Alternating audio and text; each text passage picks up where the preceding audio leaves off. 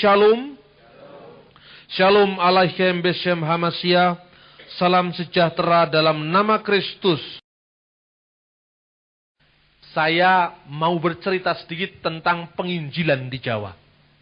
Banyak sekali kita tinggal di Jawa Timur, tinggal di Jawa, tapi kita tidak tahu bagaimana sejarahnya Injil diberitakan di Jawa. Dan Anda jangan kaget kalau pernah saya katakan, penginjil-penginjil di Jawa seluruhnya adalah kiai. Sebelum para misionaris mampu untuk menjangkau orang Jawa bagi Kristus, banyak kiai-kiai Jawa yang berperan dalam penginjilan kepada orang awam. Dan itu tampak bukan teori yang panjang-panjang, bukan teori yang tinggi-tinggi, tetapi dengan kesederhanaan, dengan iman yang kuat, dan dia menunjukkan kuasa Tuhan kepada orang-orang di sekitarnya. Maka kita mengenal siapa itu Kulen di Mojowarno, Ngoro. Siapakah itu Kiai Ibrahim Tunggul Wulung yang menjadi Kristen karena dia bertapa di Gunung Kelut. Aneh kan? Orang bertapa ketemu Yesus. Kita mengenal Kiai Sadrah di Jawa Tengah yang menjadi cikal bakal di gereja-gereja Jawa di Jawa Tengah. Banyak sekali yang kita melihat bahwa sebenarnya dulu penginjilan di sini itu hasilnya orang awam, bukan hasilnya Belanda. Nah, karena itu Yesus juga menekankan pada ayat selanjutnya, jangan kamu sekedar bangga karena kamu bisa mengusir setan, tapi lebih bangga karena lebih bersukacitalah engkau karena namamu sudah tercatat di surga. Amin.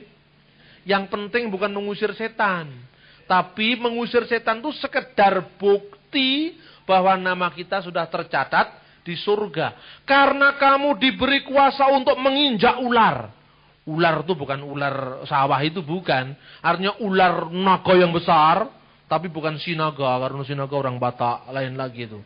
Ular naga yang besar itu, yang melambangkan oknum Lucifer, oknum setan, sudah dikalahkan ketika Yesus disalibkan di Kalvari. Dan itu menjadi jaminan karya misi kita ke depan. Menjadi jaminan karya misi kita ke depan. Saya ingin menceritakan tentang kisah dari pertobatan Kiai Sadrah, Kiai Tunggul Wulung dan kiai-kiai Jawa yang menjadi penginjil-penginjil pribumi yang sangat giat mengabarkan Injil. Pertama kali adalah Kiai Ibrahim Tunggul Wulung. Nama aslinya itu adalah Ngabdullah. Karena orang Jawa tidak bisa ngomong Abdullah. Ain itu tidak bisa. Abdullah, maka dipanggil Ngabdullah. Tidak bisa ngomong Umar Ngumar. Tidak bisa ngomong Ali Ngali. Maka si Ngabdullah ini lahir di Jepara. Di suatu daerah namanya Juwana sekarang ini. Juwono. Di sana dia kemudian punya masalah dengan Belanda.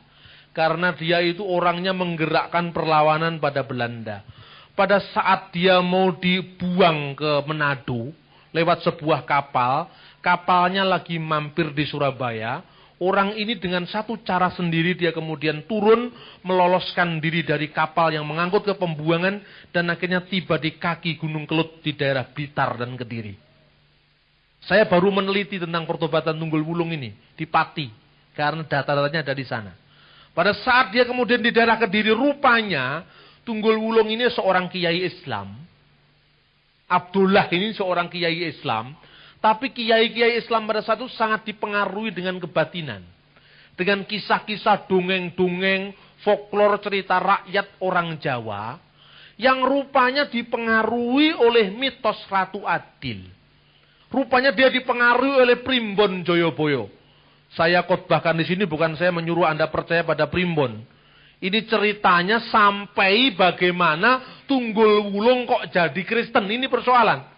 Karena penting, tidak ada penginjil yang menginjili dia. Tidak ada pendeta yang menginjili dia. Kok jadi Kristen hanya dengan bertapa di Gunung Kelut? Kan aneh kan? Nah, saya kemudian melacak kisah-kisah tentang pengharapan mesianis orang Jawa pada abad ke-19. Orang Jawa mengharap-harapkan akan datangnya seorang ratu adil politik, Sang Eru Cokro. Tapi di pihak lain ada ramalan Joyoboyo yang mengartikan bahwa ratu adil eskatologis yang akan datang itu namanya adalah Isa Rohullah, Imam Mahdi. Ini ada dalam primbon Joyoboyo, itu ada. Jadi digambarkan nganti tumekaning akhir zaman katanya. Ini dalam kitab itu saya baca itu. Ingat loh, ini bukan Alkitab untuk diimani loh. Ini sekedar cerita yang melatar belakangi kenapa Abdullah jadi Kristen. Kan Tuhan bisa mengundang orang ke hadiratnya dengan berbagai macam cara. Dan terikat pada zaman pada saat itu. Di mana digambarkan dalam buku itu. Nganti tumekaning akhiring zaman. Akhir zaman iku alamate itu akan datang dengan cara apa? Salah satu munculnya Dajjal. Dajjal, Anda tahu Dajjal itu antikristus. Yang dicatat dalam surat Yohanes itu. Antikristus. Antikristus itu bahasa Inggris Antichrist, bahasa Yunani Antikriston, bahasa Arabnya Masihid Dajjal. Jadi Dajjal itu akan datang pada akhir zaman. Yang bisa mengalahkan Dajjal ini Nabi Isa Al-Masih. Jadi Dajjal itu akan datang pada akhir zaman. Matanya satu ada di batuk sini. Ini cerita dongeng. Kemudian Dajjal itu prajuritnya kebanyakan kaum perempuan. Makanya hati-hati jadi perempuan.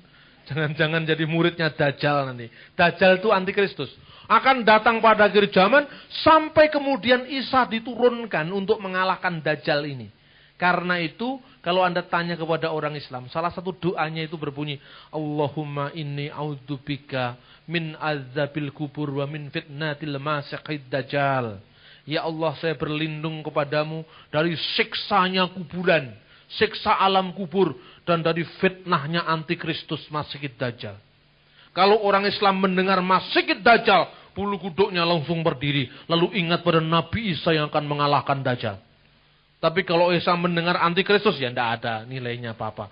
Kita harus antikristus, supaya kita tidak dikristenkan katanya. Jadi bahasa itu penting pengaruhnya. Artinya ya itu juga. Antikristus itu ya Dajjal itu.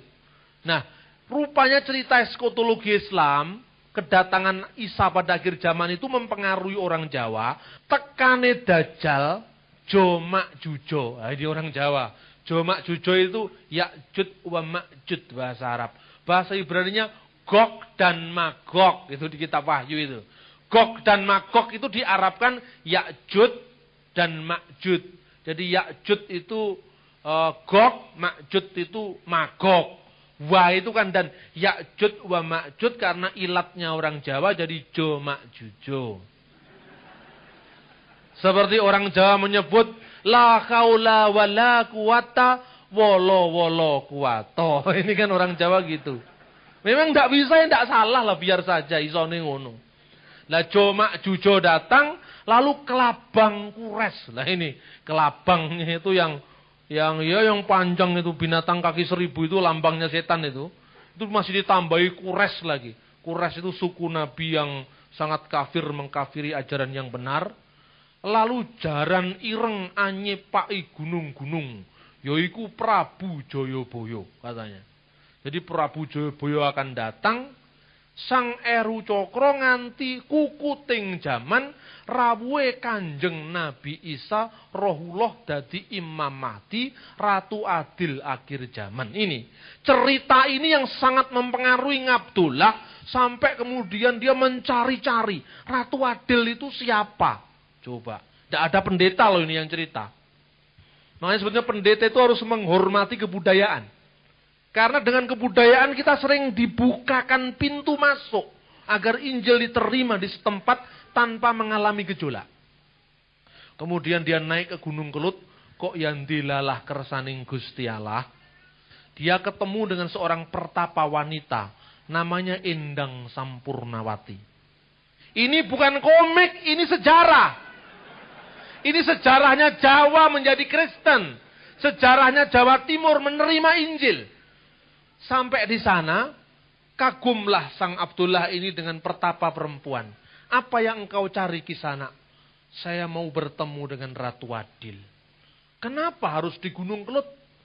Karena Prabu Jayabaya pernah berjanji akan datang dan memelihara abdinya di sini. Dongeng lagi ini, tanpa tahu dongengnya masyarakat Kediri kita tidak tahu ceritanya ini. Jadi ketika katanya Jayabaya itu hilang, katanya orang Jawa, muksa. Padahal itu salah itu.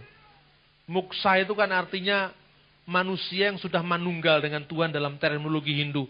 Muksartam jagat hitayas caiti dharma itu dalam bahasa Hindu. Tapi orang Jawa diarani muksa, ya wis karep-karepe lah. Salah-salah titik ya biar gitu. Kemudian ketika Jayabaya itu musnah hilang, dua abdinya yang pertama namanya Kiai Doko dan yang dua adalah Kiai Doho. Kiai Doho itu artinya jadi demitnya kota Kediri. Namanya adalah Butolocoyo. Tanya orang Kediri mesti tahu itu.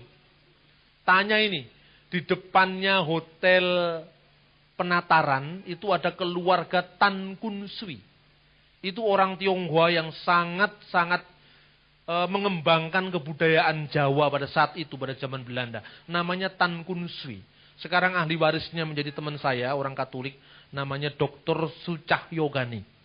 Jadi saya banyak menerima naskah-naskah Tan Kun Swi itu ada yang bahasa Cina, ada yang bahasa Jawa, ada yang bahasa Belanda itu ada dari dokter Gani ini. Nah digambarkan ketika Butolocoyo menunggu kota Kediri, katanya orang sana danyange kota Kediri. Lalu satunya Kiai Doko itu menjadi tunggul wulung, bendera hitam kebiru-biruan menunggu Gunung Kelut. Lah menurut dongeng lagi, katanya Jayabaya akan datang lewat Gunung Kelut. Maka si Abdullah ini pergi ke Gunung Kelut, ketemulah dengan Endang Sampurnawati. Anaknya Bupati Kediri. Tujuannya sama. Saya mau menyongsong Ratu Adil katanya. Ya sudah kita naik bersama-sama. Tapi zaman dulu orang ilmu ketemu dengan orang ilmu mengadu ilmu. Karena setan kan suka mengadu orang. Seperti mengadu jangkrik. Dia tanya, wahai Kisana, siapa namamu? Nama saya adalah Abdullah. Dan saya sekarang menjadi tunggul wulung. Karena sayalah yang akan menghadirkan juru selamat ke bumi. Yaitu Prabu Jayabaya. Jadi juru selamat itu Prabu Jayabaya katanya. Tetapi itu bukan final katanya. Masih ada juru selamat yang lebih besar. Siapa dia? Saya tahu katanya. Saya juga tahu. Jadi tidak mau kalah. Lalu mereka berdebat ilmu dengan cangkriman. Ini aneh. Abad 19 itu memang aneh-aneh. Banyak orang aneh-aneh. Dia tanya. Coba kamu tebak ilmu saya. Apa? Ono kemiri tiba saiki kena dijupuk dek wingi. Apa? Seperti anak kecil dolanan itu. Ono kemiri, ada buah kemiri jatuh sekarang tapi bisa diambil kemarin. Apa? Si tunggul wulung bisa jawab itu. Oh, gampang katanya. Terus satunya lagi. Kalau gitu kamu juga jawab pertanyaan saya apa? Ratu Adil rawuh mertamu. Tamu mbagekake kang ditamoni. Sebiting tanpa sangu. Apa? Tamu datang, ya bertamu. Ratu Adil itu datang bertamu. Anehnya, yang bertamu itu malah menyilahkan yang ditamui. Jadi bukan monggo-monggo itu bukan dari tuan rumahnya. Tapi justru Ratu Adil itu datang untuk menyilahkan pada tuan rumah. Dan satu catatan. Sepeser pun dia tanpa bekal. Siapa dia? Dua-duanya spontan menjawab. Kanjeng Nabi Isa Rohullah. Loh kok bisa? Diuraikan ilmunya. Ada kemiri jatuh kemarin. Tapi jatuh sekarang. Tapi sudah dapat dipetik kemarin. Artinya apa? Seluruh nabi-nabi di dunia ini mengharapkan kedatangan Isa Al-Masih sebagai juru selamat. Dia adalah Ibrahim, Musa, Daud, Sulaiman. Semua mendatangkan Isa akan datang sebagai juru selamat. Tetapi sebelum juru selamat datang, Ibrahim, Musa, Iska, Ismail sudah keburu mati. Lalu ketika Yesus datang, sekarang inilah orang-orang yang menjadi pengikutnya itu menyambut dia. Tapi karena Ibrahim yang mendahuluinya yang datang kemarin, sudah benar-benar mengharapkan kedatangan Sang Penyelamat, maka dia ikut diselamatkan. Artinya kemirinya walaupun baru tiba saiki, juru selamatnya walaupun baru datang sekarang, tapi Ibrahim yang mengharapkan namanya, Ishak yang mengharapkan kedatangannya, Ismail yang menyerukan kedatangannya, Daud, Salomo yang menginginkan kedatangannya, diselamatkan oleh Isa Al-Masih. Coba gak ada pendeta yang ngajar loh ini. Siapa yang ngajar? Saya percaya Roh Kudus yang mengajar. Amin. Loh ini sejarah saudara. Lalu ganti ditanya. Siapakah Ratu Adil yang datang bertamu? Isa Al-Masih. Kok bisa? Dia datang kepada milik kepunyaannya, tapi milik kepunyaannya menolak dia. Karena itu dia malah datang menyilakan pada orang-orang yang didatangi. Tatkala dia berkata, marilah padaku hai kamu yang letih lesu dan berbeban berat. Aku akan memberikan kelegaan kepadamu. Sebiting tanpa sangu. Dia datang bukan sebagai raja. Raja dunia. Dengan segala macam bondo, bandu, kekayaan. Tetapi dia datang benar-benar sebagai seorang yang papa. Agar dia bisa mengangkat kepapaan dan kemiskinan kita. Kedua orang sepakat kalau gitu. Yang kita tunggu sama. Yaitu Yesus Kristus. Dia naik ke Gunung Kelut selama 7 tahun. Enggak macam-macam. 7 tahun coba. Lah kita semua ini tinggal datang hari Minggu aja kok sulitnya setengah mati. Padahal datangnya enggak sampai 2 jam. Itu 7 tahun, betapa sulitnya orang-orang di luar tuh mencari Tuhan. Lalu menurut ceritanya pendeta Jelesma, yang menjadi penginjil orang Belanda di Mojowarno, tahun 1848, ketika Gunung Kelut mau meletus, di bawah tikar semedi atau sembayangnya Abdullah, yang menamakan diri Tunggul Wulung tadi, ada 10 perintah Tuhan. Dia turun dan merasa ini adalah jawaban dari doa saya. Tapi dia bertanya kepada Sampurnawati yang akhirnya jadi istrinya. Kenapa kita tidak ketemu dengan Prabu Joyoboyo? Mungkin dia memang tidak datang. Dia sekarang sudah dikubur di lemah sana itu.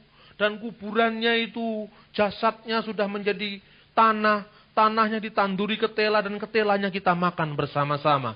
Karena Joyoboyo memang tidak pernah datang. Siapa yang datang? Yang datang adalah Isa Rohullah, yaitu Yesus Kristus. Tetapi ilmu-ilmunya belum dibuang, saudara. Orang Jawa waktu itu punya opok-opok luar biasa, tahu opok-opok? Opok-opok itu kasekten, keris, macam-macam. Supaya dia itu jadi orang dugdeng, sakti mondro guno, ora tedas tapak paluning pande sisaning gurindo. Jadi di pasar ora tedas, dibaca ora tedas, tapi kalau diekek-ekek mati, itu kira-kira. Kemudian dia datang kepada pendeta Belanda namanya Jelesma di Mojowarno. Wah, dia bikin bener Jelesma itu. Dia datang, si Tunggul Wulung itu mangkring, tahu mangkring enggak? Ya duduk tanpa sopan gitu di atas jendela. Dan biasanya karena dia memakai aji-ajian, panglemunan, itu orang tidak tahu dia. Cuman, masa saya disuruh berguru kok pada pendeta Belanda? Tidak masuk akal, saya kan anti Belanda. Kok disuruh belajar pada orang Belanda? Ini nggak masuk akal. Kemudian ketika dia itu duduk di atas jendela itu, sang pendeta rupanya diberikan hikmat oleh Tuhan Yesus. Tahu, padahal biasanya juga nggak tahu. Kenapa kamu ada di situ, saudara? Turunlah, rumah ini terbuka untukmu. Kaget dia setengah mati. Pendeta ini lebih sakti dari saya. Padahal dulunya juga nggak sakti. Hanya gara-gara dia dicobai Tuhan kasih kesaktian. Sesaat setelah itu hilang lagi. Nanti kalau orang sakti selamanya, kemudian yang dimuliakan bukan Tuhan tapi dari kita. Itu iblis kan caranya gitu. Akhirnya dia bertekuk lutut kepada Jelesma dengan, berdirilah Kisana, jangan menyembah saya. Apa yang kamu dapatkan dari hasil spiritualmu itu, sekarang sudah ketemu dengan Yesus. Dan Yesus itulah Ratu Adil. Akhirnya dia mengabarkan Injil di daerah Malang, ke Panjen namanya Desa Dimoro. Di daerah sana itu Pandaan, namanya Junggo. Kemudian dia balik ke Jawa Tengah, mengabarkan Injil di Jawa Tengah. 2 tahun kemudian dia dibaptis oleh Jelesma. Dan dia ketemu dengan Nyonya Anting, yang adalah ketua pengadilan negeri Semarang, atau namanya Landrat Semarang. Nyonya Anting itu adalah seorang hakim yang sangat terbeban untuk penginjilan pada suku Jawa. Lalu ketemulah dia dengan Tunggul Wulung. Saya memberimu Alkitab, terjemahan bahasa Jawa, hasil dari kerja Dr. Bruhner, seorang misi baptis di Semarang. Dari bacaan Alkitab itu ketemulah dia dengan Keluaran pasal 20, yang persis sama dengan yang dia terima dari tikar sembayangnya. Coba, kalau Roh Kudus sudah memanggil orang kan luar biasa, saudara. Amin. Roh Kudus itu luar biasa. Jadi kalau misalnya kita tidak mau bergerak, dia bisa bergerak sendiri. Kalau Anda tidak mau menjadi duta-duta bagi Injil kerajaannya, dia bisa dengan caranya sendiri menyelamatkan suku-suku bangsa, bangsa-bangsa dan setiap orang untuk datang kepada Allah. Ini kisah ini menunjukkan tentang campur tangan Allah, bahwa bumi yang kita injak ini juga bumi yang diberkati Tuhan. Dia datang ke Jawa Tengah, menjadi cikal bakal dari gereja yang sekarang ini ada di Kayuwapu, di Pati, kemudian di Banyutowo, di tempat-tempat lain. Karena apa? Salah satu dari campur tangan Allah pada kiai yang namanya Tunggul Wulung ketika dibaptis ditambahkan dengan nama Ibrahim Tunggul Wulung. Kemudian setelah itu dia mengabarkan Injil luar biasa. Sampai seorang misionaris Belanda, namanya Peter Jan, dia mengatakan, tidak pernah di antara misionaris bangsa kita yang mampu berjalan kaki selama 25 hari dari Jakarta Semarang bolak-balik kalau bukan Kiai Jawa ini. Karena itu Belanda pun respect dengan kerjanya Tunggul Wulung. Sampai kemudian Tunggul Wulung waktu itu menjadi penginjil yang luar biasa di Jawa Tengah. Apa keistimewaannya? Dia buang segala kesaktiannya. Dia buang jimat-jimatnya. Dia lepaskan ketergantungannya pada kuasa-kuasa jahat sebelumnya. Tatkala membabat hutan di daerah Bondo. Bondo itu di daerah Pati. Ini kalau saudara mau datang ke sana, saksi-saksi hidupnya masih ada. Tulisan-tulisannya masih ada. Dan ini sedang diteliti oleh seorang sarjana Belanda. Ini Dr. Hoekema. Dia menulis tentang teologi Protestan abad 19. Jadi teliti tentang bagaimana penginjilan di Jawa ini. Maka di sana di Bondo itu tidak ada satu pun dari orang-orang di sekitarnya yang berani lewat hutan di situ. Ini hutan itu kalau katanya orang Jawa, alas gung liwang liwung jalmo moro jalmo mati. Kalau datang ke situ ya siap mati. Tapi yang namanya Tunggul Wulung dengan kuasa yang dibaca dari Injil Lukas tadi, bahwa iblis-iblis tunduk kepada Tuhan dengan nama Tuhan. Dia hanya datang dengan keyakinan dan iman bahwa Yesus Kristus adalah Ratu Adil, penyelamat dunia. Dia masuk ke hutan. Lalu murid-muridnya diajari berdoa. Ya, waktu itu doanya orang tidak bisa panjang-panjang. Doanya itu ya asalkan, ya singkat yang penting ngerti. Dia doanya itu begini. Allah, Putro Allah, Roh Suci Allah. Tetelune kang tunggal dadi sawiji. Ini Tritunggal. Allah, firman Allah, dan Roh Allah. Ketiga-tiganya adalah satu. Satu Allah. Lemah angker. Upas racun. Dadi towo idi Gusti Yesus selaminyo. Amin. Setan lari semua, saudara-saudara. Hanya begitu di dalam nama Yesus itu kan. Bahasa Jawa. Idi Gusti Yesus selaminyo. Dengan izin Tuhan Yesus. Semua demit setan semua lari. Tempat itu dibabat jadi hutan, jadi desa Kristen. Di Bondo, di Banyutowo, di Kayuwapu. Coba Anda lihat sekarang desa-desa Kristen. Satu desa jadi Kristen tanpa ada gejolak. Apa enggak hebat itu? Sekarang, satu orang jadi Kristen kesaksian gereja dibakar. Zaman dulu satu kampung, satu desa jadi Kristen. Coba Anda lihat bagaimana sejarahnya gereja-gereja Kristen di Peniwen, di Sitiarjo. Itu satu desa. Nah karena itu, Kita menulis sejarah ini. Saya ini kepingin apa? Orang Kristen menghormati karya Roh Kudus yang telah terjadi di negeri ini sebagai apa? Sebagai modal kita, landasan kita, cermin kita untuk mewarisi semangatnya ke depan. Orang Islam kan punya lagu.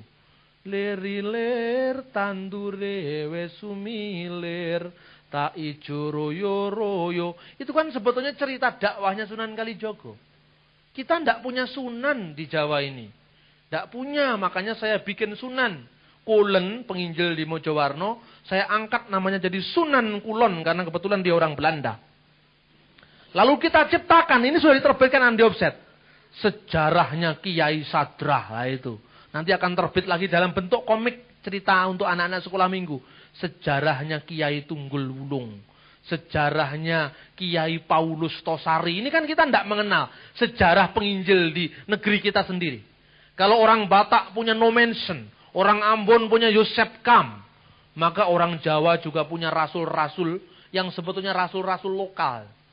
Tunggul Wulung, Sadrah, Tosari, itu orang-orang lokal yang sebetulnya mereka dipakai Tuhan secara otodidak luar biasa.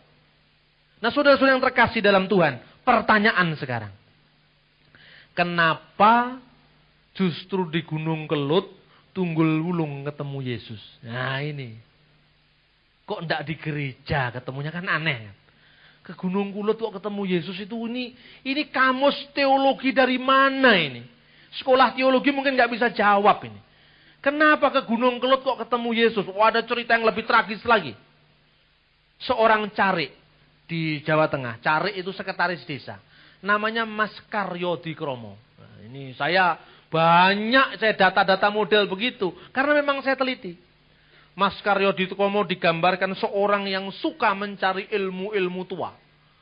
Dia datang ke pantai selatan untuk minta restu Nyai Roro Kidul. Coba bayangkan, dia bertapa di pantai selatan. Tapi yang terjadi karena ketulusan hatinya, ada suara berkata, ono swara tanpa rupa dumeling hetole enggal tangyo. Apa sing kok karepke wis teka. Golek ana bocah angon gawane sada lanang parane mengalor. Iku kang bakal nuduhake marang kowe dalan kang bener lan becik. Wahai anak, bangunlah. Carilah yang bernama Sang Gembala, yang senjatanya adalah sada lanang. Lah ini misionaris Belanda nggak bisa mengartikan sada lanang itu artinya apa. Itu perumpamaan orang Jawa. Ke daerah utara, karena daerahnya Kiai Sadrah itu. Di sanalah kamu akan ditunjukkan jalan yang benar. Kemudian dia datang kepada Kiai Sadrah. Rupanya Kiai Sadrah itu dulu juga lulusan pesantren di Jawa Timur. Ini menarik ceritanya seperti komik tapi fakta ini. Ketemu di Jawa Timur setelah dia tamat dari pesantren di Ponorogo. Dia disuruh berguru pada guru ilmu namanya Kiai Kurmen di Semarang. Kiai Kurmen dalam sebuah perdebatan terbuka telah dikalahkan oleh Tunggul Wulung. Ketika dia minta, Pak Kiai, saya mau jadi murid Anda. Tidak usah. Tidak usah. Karena saya sudah menjadi murid dari guru saya. Siapakah dia? Kiai Tunggul Wulung. Ilmu apa yang tuanku miliki? Ilmu Isa, katanya. Ilmu Isa itu tidak perlu sulit-sulit. Karena kita percaya dengan iman. Kita akan bisa masuk surga. Ilmunya Ratu Adil Isa Rohullah, katanya. Coba. Ini masuk akal apa enggak? Ke Segoro Kidul kok akhirnya jadi Kristen. Coba. Ini gimana ini? Kamus teologinya Lutheran, Calvinis, Katolik nggak bisa jawab ini. Ke Segoro Kidul kok ketemunya Tuhan Yesus. Ke Gunung Kelut kok ketemunya Tuhan Yesus. Ternyata apa, saudara-saudara? Itu menunjukkan penguasa-penguasa sudah dikalahkan. Penguasa-penguasa udara sudah ditundukkan. Dan saat itu terbuka Injil Kerajaan Tuhan. Kenapa di Gunung Kelut? Karena di sana ada Tunggul Wulung yang menunggu kawahnya Gunung Kelut. Yang sangat menakuti orang Blitar dan sekitarnya. Walaupun saya sebagai orang Blitar tidak pernah takut.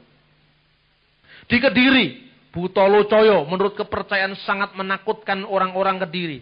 Segoro Kidul, ada Nyi Roro Kidul. Itulah yang oleh orang-orang karismatik disebut roh-roh teritorial. Jadi roh-roh teritorial itu ditundukkan oleh kuasa Yesus. Dan sejak itu Injil diberitakan. Maka setiap pintu-pintu rumah terbuka. Pintu-pintu hati terbuka. Dan setiap orang berlutut dan bertelut. Dan mengaku Yesus Kristus adalah Tuhan bagi kemuliaan Allah Bapa. Waduh. Ini ceritanya ini kok mirip komik tapi kok sungguhan. Ini kan tokoh sejarah, saudara. Artinya bahwa kita menyilahkan Roh Kudus bekerja dalam kita semua. Bahwa dia punya cara yang ajaib. Cara yang luar biasa. Bahkan Alkitab katakan, berbahagialah karena dia sudah memberikan ini kepada orang yang sederhana. Bukan kepada orang yang bijak.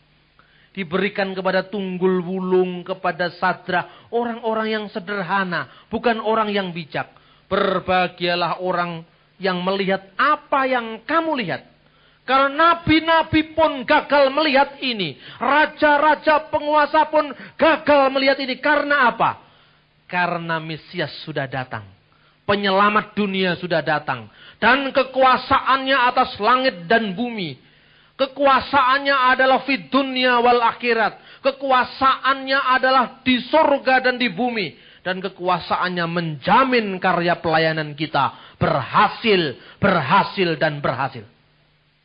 Karena itu kita membaca kitab suci ini dengan takjub. Karena mujizat Allah luar biasa. Saya menginginkan orang-orang Kristen di Indonesia bersatu. Dan melupakan perbedaan-perbedaan kecil. Dan kita memiliki tugas yang jauh lebih besar. Yaitu mewartakan kerajaan Allah. Di tengah-tengah bangsa kita. Di tengah-tengah negeri kita. Di tengah masyarakat kita. Di tengah kota kita. Keluarga kita. Agar nama dia dipermuliakan untuk selama-lamanya. Amin. Kita berikan kemuliaan untuk Tuhan kita. Karena itu saudara-saudara. Iman Kristen benar-benar terakhir memberikan kita janji yang terbukti, bahkan 1000 kali terbukti dalam sejarah. Ada hal yang sangat sederhana, saudara-saudara. Islam, Jawa, itu kan sebetulnya kalau mau digali syarat dengan unsur Kristen. Satu saat ada orang yang sulit melahirkan anak. Ternyata di dalam salah satu doanya, doa-doa buku doa orang Islam itu loh. Itu ada kata-kata kalau ibu-ibu sulit melahirkan. Itu ada doanya. Dan doanya ada namanya Yesus. Nah ini bingung Anda. Bunyinya begini. Bismillahirrahmanirrahim. Hana walada Maryam wa Maryam walada Isa. Ukruj ayyuhal ma'uludu bi khudratil malikil ma'bud. Amin. Anak itu langsung cenger, lahir. Kok gampang sekali. Luar biasa ini. Itu doanya orang Islam, bukan doa Kristen. Kalau doa Kristen udah aneh. Itu doa orang Islam. Jadi bunyinya apa? Artinya. Dengan nama Allah yang Maha Pengasih dan Penyayang. Seperti ibunya Maryam melahirkan Maryam. Dan Maryam melahirkan Yesus. Keluarlah wahai jabang bayi. Katanya. Keluarlah atas kekuasaan dari raja yang wajib disembah. Lahir betul itu. Kaget loh. Ternyata doanya ada Yesusnya. Jadi sebetulnya yang Anda hadap itu bukan orang yang tidak mengenal Yesus. Tapi sudah mengenal dia. Tapi ya masih diembeli dengan kanan, kiri, yang macam-macam. Abdullah itu sudah mengenal Yesus. Tapi masih ada embel-embelnya. Plus Butolo Coyo, plus Tunggul Wulung, plus Nyi Roro Kidul gitu. Itu kan sama aja dengan orang Ambon. Elias Pikal. Kalau tinju dulu selalu ada kain merah. Saya tanya kenapa Pak Itua itu? Itu opok-opoknya katanya. Terus diinjili.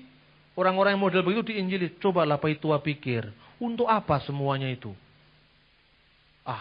Ini beta tidak mantap kalau tidak ada ini katanya. Kemudian dia punya dalil. Kenapa? Kalau Tuhan Yesus ada di pihak kita. Plus pistol 1. Siapa lawan kita kan? Apa artinya pistol 1 itu? Pistol 1 itu opo-opo artinya. Jadi sama sebetulnya kalau kita mau jujur mengatakan. Teori kita kadang-kadang sudah clear. Iman kita konseptual clear. Tapi embel-embelnya tadi, yang opok-opok, Butolo Coyo, Tunggul Wulung, ya macam-macam tuh masih ada. Karena itu kita murnikan iman kita. Kita murnikan pemahaman kita. Jadi tugas gereja bukan sekedar memberitakan. Karena banyak orang sudah dengar. Tugas gereja juga adalah meluruskan yang bengkok. Karena sudah banyak orang yang tahu Yesus. Tapi hanya meluruskan konsepnya. Seringkali kita lupa. Kita mengabarkan Injil seperti suku terasing di Papua sana. Dulu Otto dan Gessler menginjak bumi Papua di dalam nama Yesus. Dan orang-orang Irian menjadi Kristen. Tapi entah kenapa, tapi masih suka mabuk, saudara-saudara. Jadi mabuk itu ritualnya orang-orang Papua sana. Itu harus bertobat. Di Manado juga begitu. Maaf yang Manado. Saya diundang KKR ke Manado. Datang ke rumahnya Kapolda. Habis ada acara-acara kebaktian. Itu yang namanya acara pesta dansa-dansi itu. Sampai pagi. Sampai pagi jadi tetap gentek-gentek. Itu laki-laki perempuan gini. Wah ini rusak kalau sudah begini. Karena apa? Unsur alkoholnya itu masih ada. Dan kalau sudah begitu, enggak apa-apa itu. Ini kan sekedar, ya pemanas tubuh lah. Pemanas tubuh enggak apa-apa. Ini kita lazim di sini. Sementara tukang-tukang bakso yang rata-rata orang Jawa dan Muslim, sudah 5 tahun di Manado, 10 tahun. Pertama dia bawa rombong bakso, kemudian bikin kios tinggi besar. Ya akhirnya bikin kios bakso, terus pindah ke plaza sekarang. Kalau etos kerjanya orang Kristen di negara-negara, di daerah-daerah yang sudah lama menjadi Kristen kemudian menjadi turun, maka dalam konteks kompetisi kita akan dikalahkan. Itu hukum sejarah. Karena itu tugas kita bukan sekedar memberitakan, tapi meluruskan, membenahi, memperbaiki yang rusak. Karena kalau itu tidak diperbaiki akan menjadi batu sandungan. Tidak usah bingung dengan Dian Sastro masuk Islam, kata saya tadi pagi. Sebab muridnya Nabi Muhammad sendiri ada yang masuk Kristen kan gitu. Jadi tidak usah kaget. Saya sampaikan itu kepada forum-forum Islam. Saya sampaikan, lalu ada orang mengatakan, Pak, kok bisa aja mencari-cari yang aneh-aneh begitu. Ya memang ini perlu diteliti, supaya apa? Supaya jelas sumbernya itu dari mana. Saudara-saudara terkasih dalam Tuhan, firman Tuhan ini ya dan amin. Firman Tuhan ini bukan main-main. Firman Tuhan ini benar-benar kuasa yang mengubah, membarui, membangun setiap orang yang percaya kepadanya. Sehingga kuasa yang diberikan oleh Yesus melengkapi pelayanan hamba-hamba Tuhan. Itu adalah bukti nyata bahwa Roh Kudus hadir di tengah-tengah umatnya. Bahwa Yesus Kristus menyertai umatnya. Dan itu fakta sejarah. Tatkala gereja dianiaya sepanjang sejarah, saat itu pertumbuhan rohani besar-besaran akan lahir.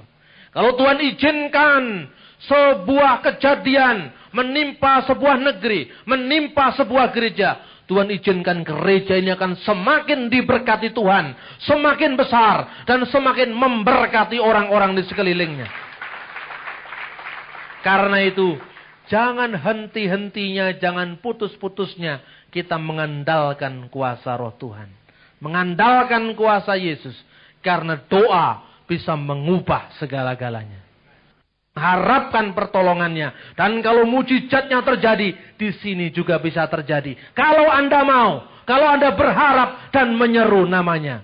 Kiranya Tuhan memberkati kita dan semakin memantapkan iman percaya kita kepadanya. Amin.